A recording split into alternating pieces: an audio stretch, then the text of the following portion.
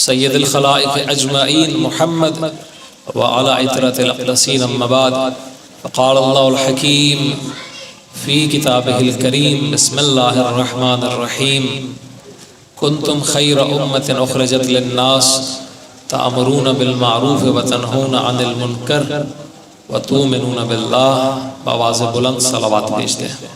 اللہم صل علی محمد وآل محمد وعجل فرجہ. میرے اور آپ کے 8ویں امام ضامن آہو غریب الغرباء ابو الحسن علی ابن موسیٰ رضا والسلام کی ایک حدیث ہے.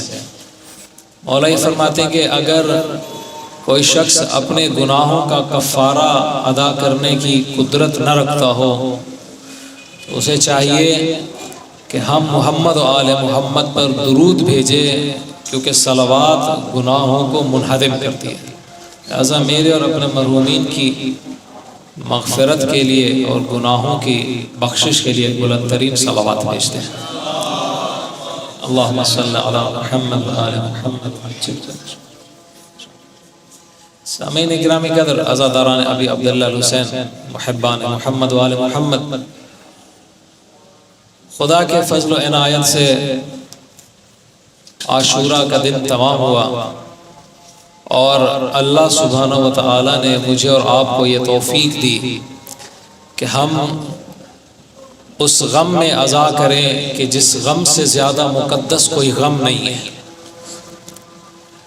وہ غم کے جو حضرت آدم علیہ السلام سے لے کر حضرت عیسیٰ تک جس کا تذکرہ ملتا ہے، اور وہ غم کے جس کو خود سید المرسلین خاتم النبیین ابو القاسم محمد مصطفیٰ صلی اللہ علیہ وآلہ وسلم نے بپا کیا.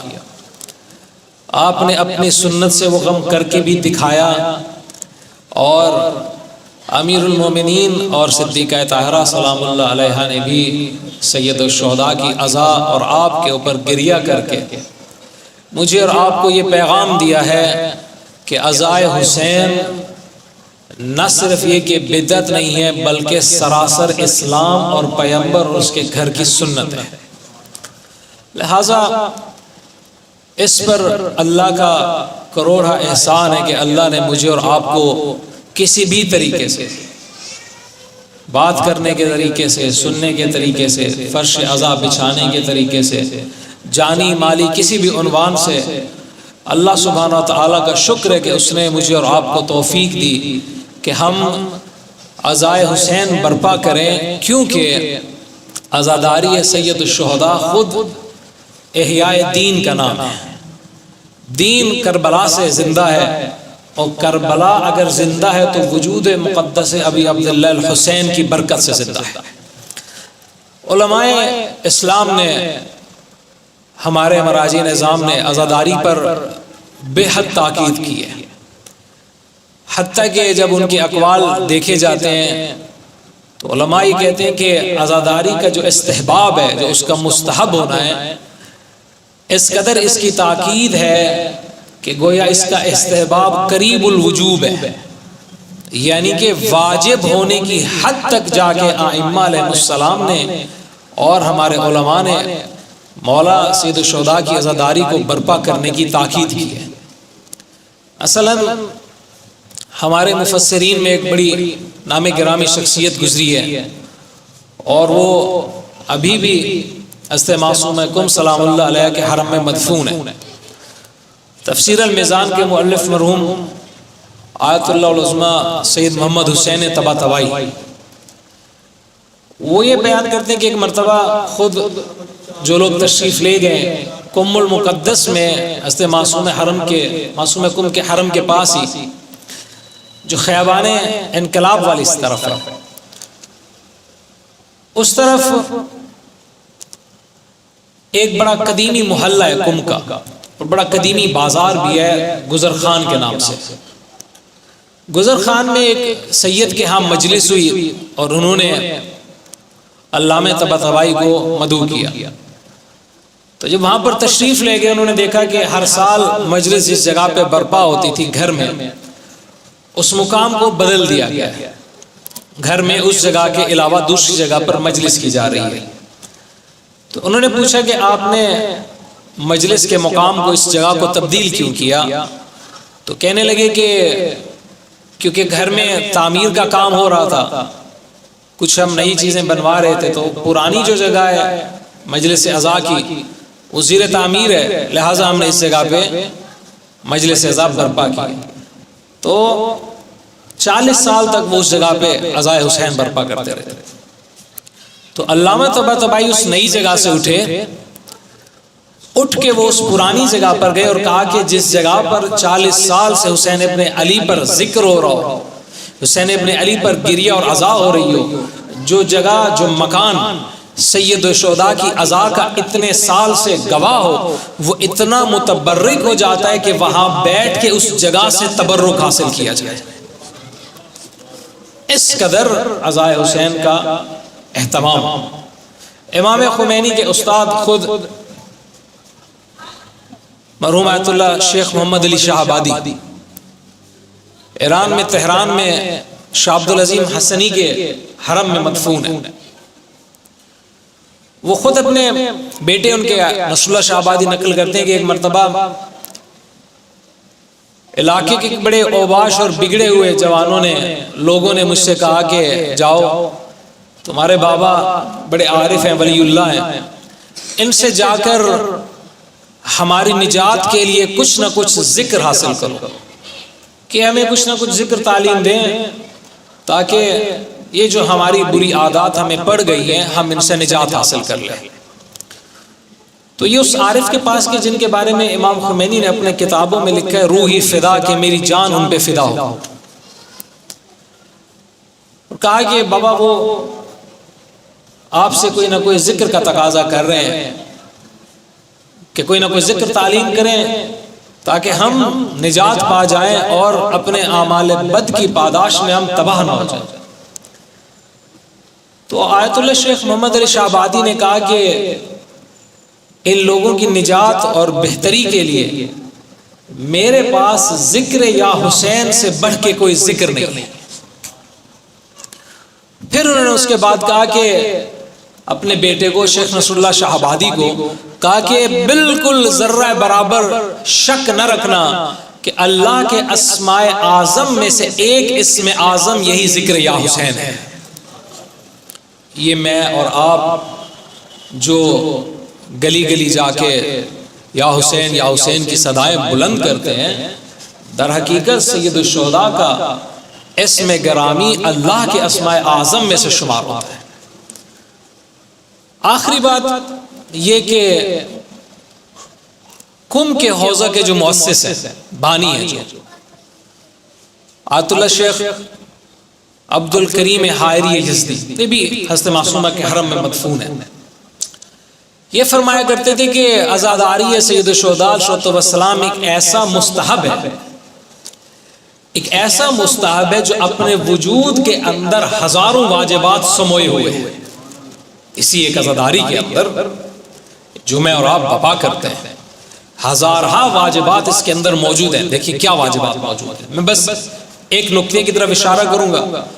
سب سے پہلا اور شاید نماز کے بعد مہم ترین واجبات میں سے جو ہمارے فروع دین میں ہے، جو کہ سید الشہداء علیہ السلام کی کربلا بپا کرنے کے مقاصد میں ایک بہت عظیم مقصد ہے، اور جس کو آپ نے اتنا مہم سمجھا کہ اپنی وصیت کے اندر بھی اسے شامل کیا، وہ ہے امر بالمعروف اور نہی عن المنکر۔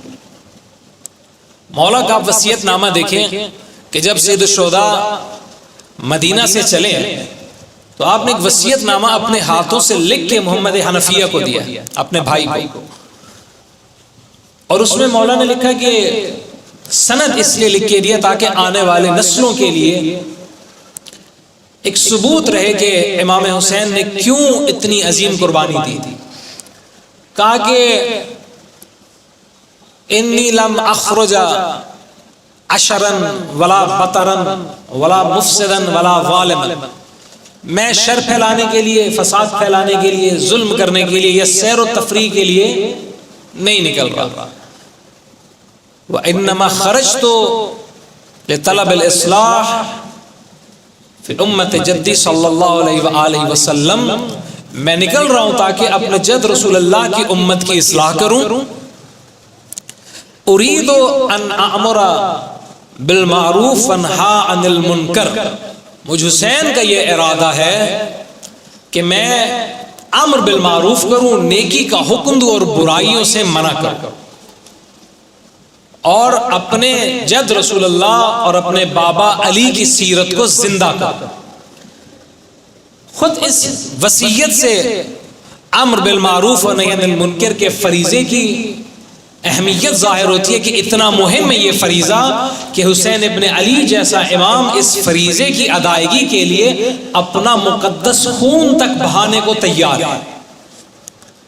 نہ صرف اپنا مقدس خون بہانے کو تیار ہے بلکہ اپنے علی اکبر جیسے جوان کا سینہ، قاسم جیسے بھتیجے کا لاشا اور اپنے عباس دلاور جیسے بھائی کے بازو تک کٹانے کو حسین آمادہ ہے. نہ صرف اپنے مردوں کے قتل پہ سید الشہداء آمادہ ہے بلکہ اپنی مستورات کی اسیری پر بھی حسین آمادہ ہے. کیوں؟ تاکہ حسین امر بالمعروف اور نہی عن المنکر کرے. اتنا مہم ہے، اس قدر مہم ہے کہ اگر ہم حضرت آدم سے لے کے پیغمبر اکرم صلی اللہ علیہ وآلہ وسلم تک اور اس کے بعد مولا امیر المومنین سے لے کے تا امام زمان عجل اللہ تعالی فرج الشریف، اگر تمام ائمہ اور تمام تر انبیاء کی بعثت کا، بھیجے جانے کا مقصد کا خلاصہ کریں تو وہ یہی ہے کہ تمام انبیاء کو اور تمام ائمہ کو اللہ نے بھیجا ہی اس لیے ہے تاکہ وہ لوگ جا کے نیکی کا حکم دے اور برائی سے روک دیں. اب مہم ہے اللہم صلی علی محمد وعلی محمد وعجل فرج. کیوں مہم ہے؟ پانچویں امام کی، میرے اور آپ کے پانچویں امام باقر العلوم محمد ابن علی امام باقر صلی اللہ علیہ وسلم کی حدیث ہے. مولا یہ فرماتے کہ اگر کوئی شخص کسی برائی کو دیکھے اور اس سے نہی عن المنکر نہ کرے، اس برائی سے نہ روکے، تو اس کی مثال ایسے ہے جس نے کسی سرراہ، کسی سڑک پہ کسی زخمی کو، کسی مجروح کو دیکھا اور پھر اسے مرنے کے لیے چھوڑ دیا. کسی زخمی کو، کسی مجروح کو دیکھا، اس کی مدد نہیں کی بلکہ اسے مرنے کے لیے چھوڑ دیا. یعنی کیا؟ یعنی کہ امر بالمعروف اور نہی عن المنکر کا اگر کوئی فریضہ ادا کرتا ہے تو در حقیقت اس فریضے کی ادائیگی اس کے دل کے اندر موجود ایک ہمدردی اور انسانیت کے لیے موجود درد کی نشاندہی کرتی ہے. کہ اگر کوئی شخص گناہ اور معصیت کے اندر مبتلا ہے، اگر کوئی شخص برائی کی راہ پہ چل پڑا ہے، تو جس کے دل کے اندر کوئی درد ہوگا، جس کے دل کے اندر اس شخص کے لیے کوئی ہمدردی ہوگی، وہ جا کے اسے ہوش دلائے گا کہ اپنے اعمال پہ نظر ثانی کرو، اپنی اصلاح کی طرف متوجہ ہو جاؤ، اپنی خیر کی کچھ خبر لو کہ بالآخر تم نے مرنا ہے اور مرنے کے بعد تم نے خدا کی بارگاہ میں حاضر ہونا ہے. اور حاضر ہو کے جب تم خداوند سبحان کی بارگاہ میں حاضر ہو جاؤ گے اور تمہارے تمام تر اعمال تمہارے سامنے کھول دیے جائیں گے، تو اس دن کی رسوائی سے بچو کہ جس دن اگر تمہارے اعمال نے تمہیں رسوا کیا تو نہ تمہارا حسب نسب تمہیں بچائے گا، نہ ہی تمہارا مال و دولت تمہارے کوئی کام آئے گا. یہ بات ہے کہ میں نے عرض کیا کہ ہمدردی بنیاد ہے امر بالمعروف کی، اور یہی ہمدردی تمام تر انبیاء میں موجود تھی. یہی ہمدردی پیغمبر اکرم صلی اللہ علیہ وآلہ وسلم میں بدرجہ کمال موجود تھی. قرآن میں اگر آپ غور کریں نا، اللہ سبحانہ وتعالی نے مومنین کو مخاطب کیا اور فرمایا کہ لقد جاءکم رسول من انفسکم، تمہارے درمیان میں سے میں نے ایک رسول بھیجا ہے، عزیز علیہ ما عنتم حریص علیکم بالمؤمنین رؤوف الرحیم. رسول کی صفت یہ ہے عزیز علیہ ما عنتم، تم پر جو مصیبت آتی ہے نا، وہ مصیبت تم سے زیادہ اس رسول کو گراں گزرتی ہے، اس کو زیادہ یہ مصیبت گوارا ہوتی ہے، اس کے لیے وہ مصیبت زیادہ مشکل ہوتی ہے. حریص علیکم، یعنی کہ انسان غور کرے کہ حرص کی جو صفت ہے وہ کوئی اچھی صفت نہیں ہے، اخلاق رذیلہ میں حرص کا شمار ہوتا ہے، لیکن اللہ نے قرآن میں رسول خدا کو حریص کہا ہے کہ میرا رسول حریص ہے. کس چیز پر حریص ہے؟ مال دنیا پہ حریص نہیں ہے، حب دنیا پہ حریص نہیں ہے، میرے رسول کو حرص ہے کہ رسول تم میں سے زیادہ لوگوں کی ہدایت کا سامان پیدا کرے۔ حریص ہے پیغمبر کی ذات، کس لیے حریص ہے؟ حب دنیا کے اعتبار سے نہیں، مال دنیا کے اعتبار سے نہیں، پیغمبر کو جو حرص ہے وہ یہ ہے کہ پیغمبر کی امت میں سے زیادہ لوگ اصلاح پا جائیں۔ یہ پیغمبر کی ذات سے پوچھے، مولا نے فرمایا میری جو مثال ہے، میرے مثال مولا نے فرمایا اس شخص کے جیسی ہے جو جہنم کے دہانے پہ کھڑا اور لوگ بھاگ کے جہنم کے اندر گرتے جا رہے ہیں، میں محمد انہیں پکڑ کے باہر نکالتا جا رہا ہوں۔ لوگ سرعت سے اس جہنم کی طرف کوشش کرتے ہوئے بھاگتے جا رہے ہیں، میں مصطفیٰ انہیں باہر نکالتا جا رہا ہوں۔ یہی وجہ ہے، یہی ہمدردی مولا امیر المومنین میں تھی۔ کیا پڑی تھی علی کو مدینہ چھوڑ کے کوفہ آ جائے، صفین و جمل و نہروان کی جنگیں لڑے؟ کیا پڑی تھی امام حسن مجتبی کو کہ مدینہ چھوڑ کے زہر آلود خنجر اپنی ران میں اٹھا لے؟ کیا پڑی تھی سید الشہداء صلی اللہ علیہ وسلم کو کہ نانا کا مدینہ چھوڑ کے جنگلوں کے سفر کرے؟ ہمدردی۔ کیوں ہمدردی؟ آئیں خود روایات کے اندر اگر آپ غور کریں تو ایک روایت میں ملتا ہے کہ پیغمبر اکرم نے خود فرمایا انا و علی ابوا ہذہ الامہ، کہ میں اور علی اس امت کے باپ ہیں۔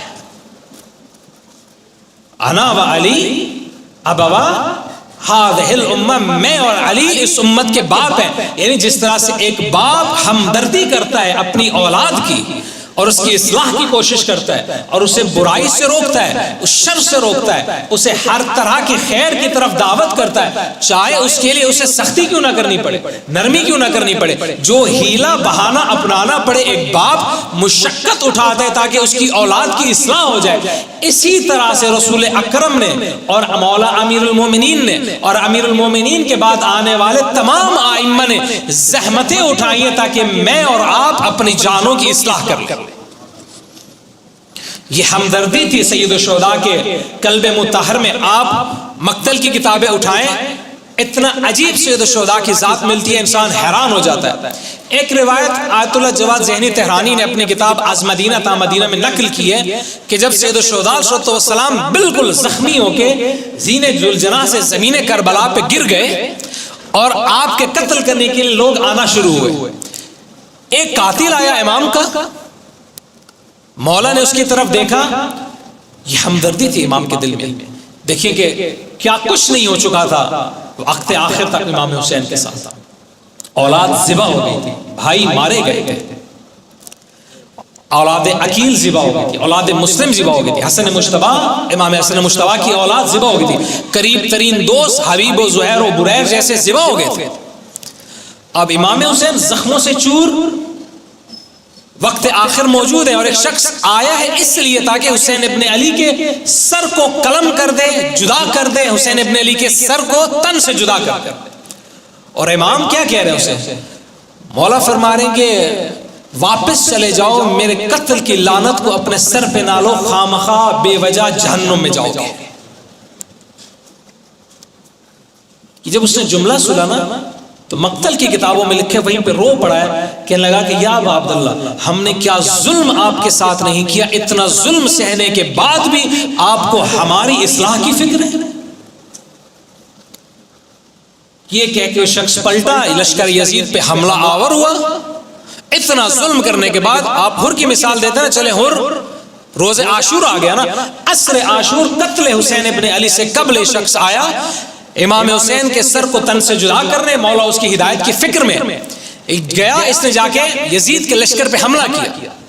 جب اس نے حملہ کیا، چند لوگوں کو اس نے جہنم واصل کیا، زخمی ہو کے گرا، تو گرتے وقت اس نے امام حسین کو مخاطب کیا، کہا کہ یا ابا عبداللہ فرزند پیغمبر، کل روز قیامت مجھ کی بھی، میری بھی، کہ جس نے آپ پہ اتنا ظلم کیا، میری شفاعت کیجئے گا۔ خدا کی قسم مقتل کی کتابوں میں لکھا ہے، اتنا ظلم کرنے کے بعد جب اس نے امام حسین سے شفاعت طلب کی تو اپنی مقتل گاہ میں بھی امام نے وعدہ کیا کہ حسین تیری شفاعت کرے گا۔ یہ امر بالمعروف، یہ امام کے قلب کی وہ محبت ہے جس کی وجہ سے امام میری اور آپ کی ہدایت کے لیے کوشش کرتے ہیں، اور یہی ذمہ داری عزاداران ابی عبداللہ علیہ منتقل ہوئی ہے میری اور آپ کی طرف. میں نے جو سرنامہ کلام قرار دی آیت، اللہ سبحانہ و تعالیٰ نے کیا فرمایا؟ کنتم خیر امت اخرجت للناس.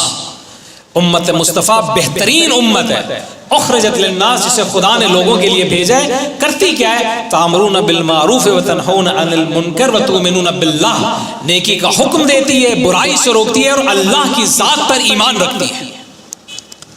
یہ امر بالمعروف اور نہی عن المنکر کا فریضہ آج میرے اور آپ کے اوپر لازم ہے.